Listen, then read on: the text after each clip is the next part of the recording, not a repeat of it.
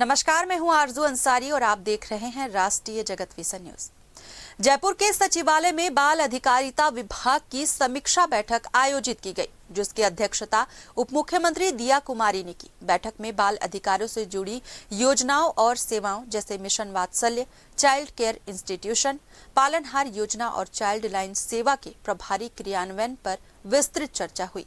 उप मुख्यमंत्री दिया कुमारी ने विभाग में रिक्त पड़े पदों को शीघ्र भरने, नियमित निरीक्षण सुनिश्चित करने और जमीनी स्तर की स्थिति की निरंतर समीक्षा करने के निर्देश दिए। उन्होंने स्किल डेवलपमेंट को प्राथमिकता देने और चाइल्ड लाइन सेवा के प्रचार प्रसार को और सशक्त बनाने पर भी जोर दिया।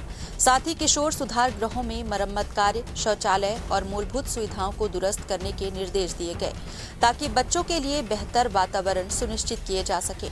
बैठक में प्रमुख शासन सचिव प्रवीण कुमार गुप्ता, अतिरिक्त मुख्य सचिव अपर्णा अरोड़ा और IAS भवानी सिंह देथा उपस्थित रहे।